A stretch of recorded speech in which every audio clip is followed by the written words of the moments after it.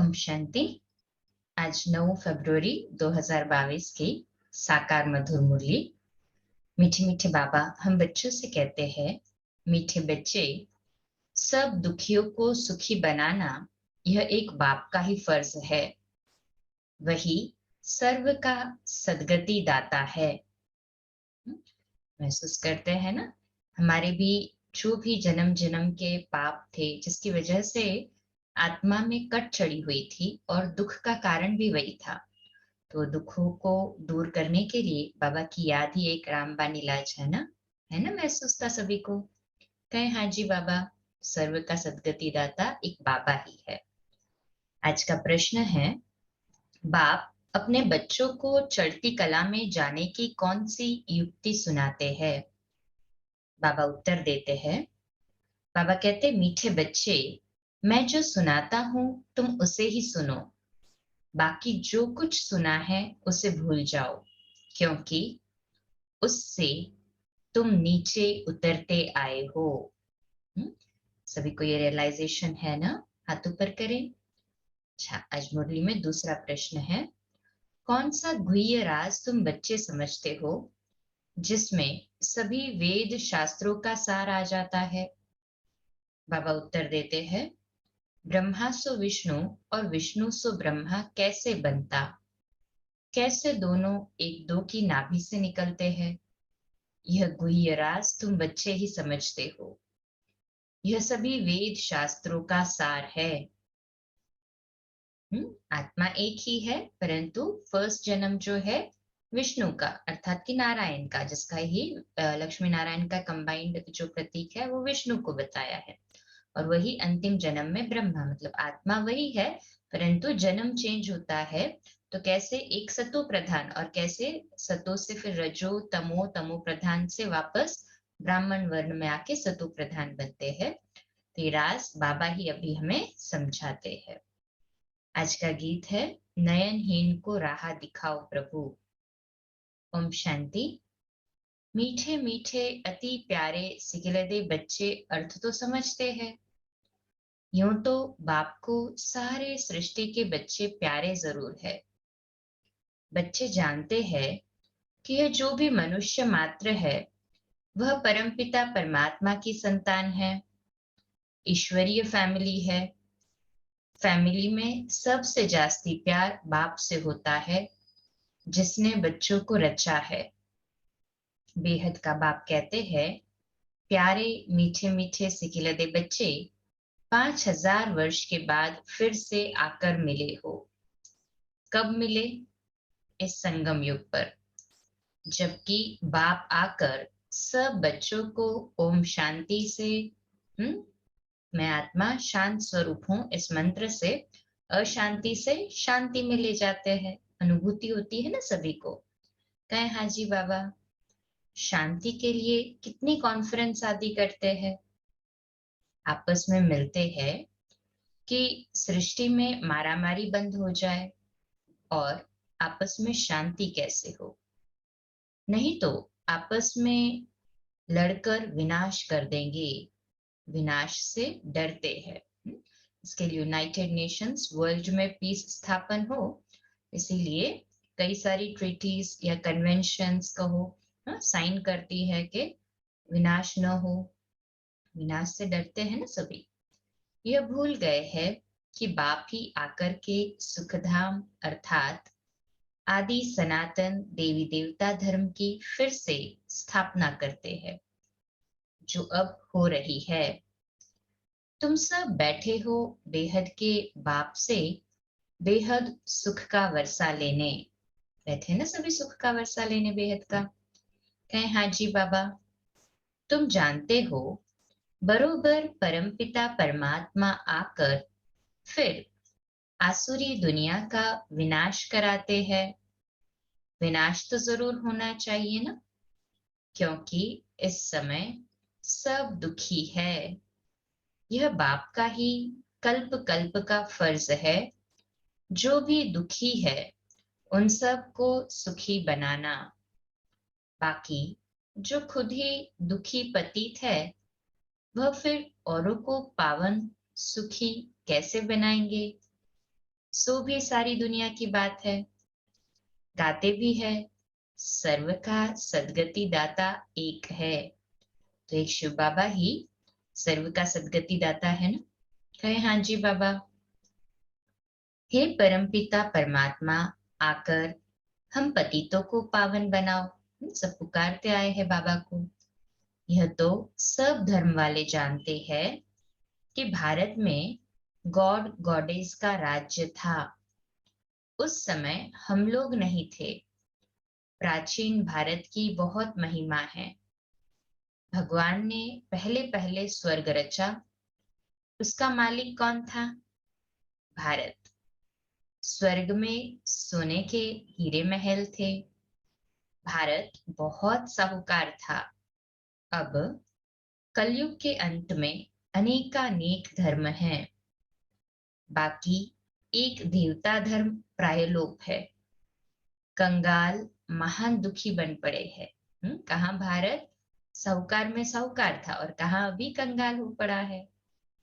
अब वह बाप कहते हैं, यह ब्रह्मा दादा जो जौहरी था, यह नहीं कहते हैं। शिव बाबा कहते हैं, देह भले ब्रह्मा का है परंतु ब्रह्मा नहीं कहते। निराकार बाप कहते हैं इस शरीर द्वारा कि यह ब्रह्मा भी अपने जन्मों को नहीं जानते हैं। तुम ब्रह्मा कुमार कुमारियां भी अपने जन्मों को नहीं जानते थे। मैं इनमें प्रवेश करता हूँ। यह भी ड्रामा में था। कैसे प्रवेश होते हैं ये सवाल नहीं है। बाप कहते हैं, मेरे को अपना शरीर नहीं है।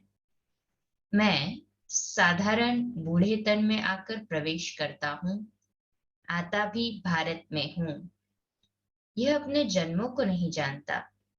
मैं आकर इनको समझाता हूँ। यह सब बना बनाया बेहद का बड़ा ड्रामा है। जो सेकंड पास होता है वो फिर रिपीट होगा। यह बेहद ड्रामा का राज बाप ही समझाते हैं।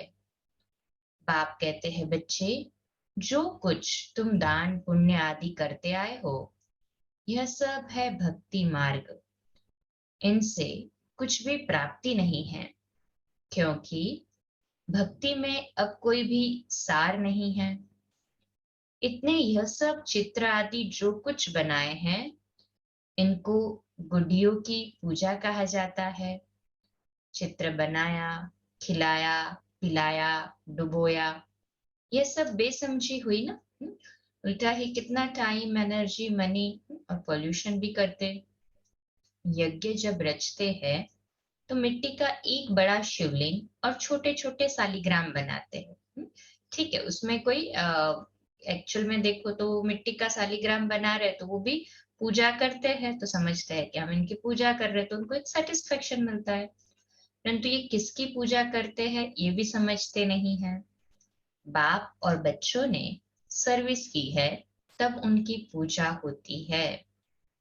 शिव का लिंग बनाते हैं। तुम बच्चों के भी सालिग्राम बनाते हैं। तुम बच्चे अब बरोबर भारत को पवित्र बनाने की सर्विस कर रहे हो। तुम हो खुदाई खिदमतगार। तुम्हारी बाप से प्रीत है ना बाबा से प्रीत? कहे हाँ जी बाबा।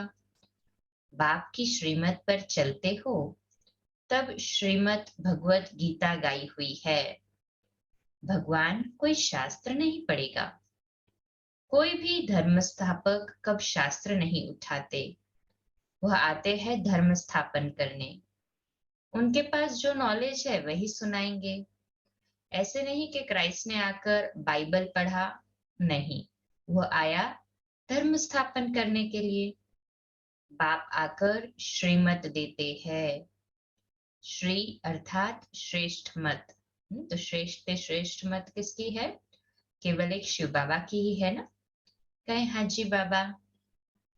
ऊंचे ते ऊंची मत है ही भगवान की। तुम बच्चे अब श्रीमत पर चलते हो। बाप कहते हैं, बच्चे मुझे याद करो। बस अक्षर ही दो है। बड़े प्यार से कहते हैं बच्चे। वह है बाप और सब हम सब है ईश्वरीय फैमिली के मेंबर्स। यह बात किसकी बुद्धि में नहीं होगी, इनकी बुद्धि में भी नहीं थी। अब बाप बैठ इन द्वारा समझाते हैं कि ये सब जो मनुष्य आत्माएं हैं, इन सब आत्माओं को मुझे पावन बनाए वापस ले जाना है। मैं ड्रामा अनुसार फिर से आया हूं तुमको वापस ले जाने। यह बाबा आत्माओं से बात करते हैं, इनकी आत्मा भी सुनती है। शिव बाबा जब बात करते हैं तो ब्रह्मा बाबा की आत्मा भी सुनती है, क्योंकि मुख और कान तो ब्रह्मा के ही है ना। बरोबर बाबा हमको नॉलेज दे रहे हैं। इनको अपना शरीर तो है नहीं, शिव बाबा को अपना शरीर तो है ही नहीं, जन्म नहीं लेते तो अपना शरीर कहाँ से होगा। श्री कृष्ण का साधारण रूप नहीं कहेंगे, वह तो स्वर्ग का पहला प्रिंस था। फिर यह सब कह देते श्री कृष्ण भगवान उवाच, यह तो हो भी नहीं सकता। कितना फर्क है। संगम पर श्री कृष्ण हो न सके, आर्टिफिशियल कृष्ण तो बहुत बनते हैं, बाकी प्रैक्टिकल सतयुग में होगा। कृष्ण के नाम से दूसरा थोड़े ही कोई हो सकता है। नाम तो बहुत अपने ऊपर रखवाते हैं। बाप कहते हैं बच्चे, इस अंतिम जन्म में पवित्र बनो तो पवित्र दुनिया की स्थापना में मदद होगी। पवित्रता तो अच्छी है ना, अच्छी है ना पवित्रता। कहें हाँ जी बाबा। बहुत बच्चियां मार खाती है, अबलाओं पर अत्याचार होते हैं। लिखते हैं बाबा क्या करे, हमको इस बंधन से छुड़ाओ। नाटक में दिखाते हैं द्रौपदी को साड़ियां दी, यह एक कहानी बना दी है। बाबा कहते हैं बच्चे, अब पवित्र बनने से 21 जन्म तक तुम कभी हम्म, उस जो परिस्थिति में थे वो वापस से रिपीट नहीं होगी, क्योंकि बाबा इस जन्म में आत्मा को इतना प्योर बना देते कि 21 जन्म नंगन होने से बच जाते हैं। वहां है ही राम राज्य। मुख्य विकार है अशुद्ध अहंकार, देह अभिमान, देह से मोह रहता है। वहां है आत्म अभिमानी, समझते हैं हम पुराना शरीर छोड़ दूसरा लेके है, उसको आत्म अभिमानी कहा जाता है। बाप कहते हैं तुम सब आत्मा हो, शिव बाबा को याद करते रहो, क्योंकि अब वापस जाना है। यह है आत्माओं की सच्ची सच्ची रूहानी यात्रा। सबको सुप्रीम बाप के पास जाना है। तीर्थ यात्रा पर जाते हैं तो रास्ते में राम राम कहते जाते हैं। बाप कहते हैं तुम बाप को याद करते चलो। अब सारी दुनिया में राजयोग तो नहीं सीखेगी। सारी दुनिया अभी राजयोग तो सीखी नहीं है ना। कल्प पहले वाले ही यहाँ आएंगे। अभी कलम लगना है, सैपलिंग कहो, हाँ, या जब बीज पड़ता है तो छोटा सा जो पौधा आता है तो वो कलम अभी लगना है ना। जो देवी देवता धर्म का मीठा झाड़ था सो प्रायलोप हो गया है, बाकी टाल टालियां खड़ी है। बनियन ट्री का मिसाल है ना, कि रूट्स जड़ जड़ीभूत हो जाते परंतु उसके ब्रांचेस से ही उसको सपोर्ट मिलता है। वैसे ही इस देवी देवता धर्म का जो फाउंडेशन है वो सड़ गया है, बाकी निशानियां अर्थात चित्र रहे हैं, परंतु वह कौन है यह किसी को पता नहीं है। न अपने धर्म का पता है, इसलिए हिंदू धर्म कह देते हैं। बाप कहते हैं तुम्हारा भारत कितना सिरताज था। धर्म के लिए ही कहा जाता है रिलीजन इज माइट। अभी तो देवता धर्म है नहीं, फिर वह धर्म कैसे स्थापन हो। बाप है सर्वशक्तिमान, वर्षा उनसे मिलता है, ताकत भी उनसे मिलेगी। बाप है सृष्टि का बीज रूप, हम उनकी फैमिली हो गए। बाप सत्य है, चैतन्य है, ज्ञान का सागर है। सब कुछ आत्मा में है, आत्मा ही सुनती पड़ती है, आत्मा में ही अच्छे बुरे संस्कार होते हैं। इस समय सबको हाँ, अभी देख रहे हैं ना हम सबको देह अभिमान पूरी तरह से कूट कूट कर भरा हुआ है, अर्थात कि सबकी आत्मा तमोप्रधान हो गई है। सबसे जास्ती तमोप्रधान बुद्धि भारतवासी ही बने हैं। श्रेष्ठ श्रेष्ठ आत्माएं भी भारत की ही थी ना, वही हेवन के मालिक थे ना, हम सभी हेवन के मालिक। कहें हाजी बाबा, यह नाटक बना हुआ है, सबको अपना अपना पार्ट मिला हुआ है। आत्माएं सब एक जैसी है, उनमें कोई फर्क नहीं है। ऐसे नहीं हमारी आत्मा छोटी है, बाबा बड़ा है, नहीं, आत्मा छोटी बड़ी नहीं होती। आत्मा 84 जन्मों का पार्ट फिर से रिपीट करती है, उनकी कभी एंड नहीं होती। एक आत्मा कितनी सर्विस करती होगी, वह अविनाशी पार्ट कभी मिटने वाला नहीं है। क्या यह बातें विद्वान पंडित शास्त्रों की अथॉरिटी जानते हैं? इतनी छोटी आत्मा में कितना भारी पार्ट है। परमपिता परमात्मा भी ड्रामा के वश में है, पार्ट बजाने के लिए बंधा हुआ है। एक्यूरेट टाइम पर ही आएगा ना, बाबा भी एक्यूरेट टाइम पर आता है ना संगम युग में, है ना, सभी को निश्चय, हाथ ऊपर करें। उनको भी अपना पार्ट टाइम पर ही बजाना है, सबको सुखी बनाना है। ख्याल करो आत्मा क्या है। बाबा की आत्मा भी इतनी छोटी बिंदी मिसल है। इतनी छोटी चीज की पूजा तो कोई कर न सके, भक्ति के लिए फिर बड़ा बनाते हैं जिसकी पूजा हो सके, जिसको शिव अथवा रुद्र भी कहते हैं। है बिंदी मिसल, तिलक देते हैं ना। यहाँ यह बड़ी समझने की बातें है, और तो कोई समझा न सके। यह बाप बैठ समझाते हैं, बहुत महीन बातें है। समझते हैं ना हम सभी? कहें हाजी बाबा। बाप समझाते हैं, बच्चे आत्मा देखो कितनी छोटी है, आत्मा के ऑर्गन्स देखो कितने बड़े हैं। इस समय सबकी आत्मा और शरीर दोनों ही पतित है। अब फिर पावन बनना है। तुम अव्यभिचारी बनो, एक से ही सुनो, एक को ही याद करो।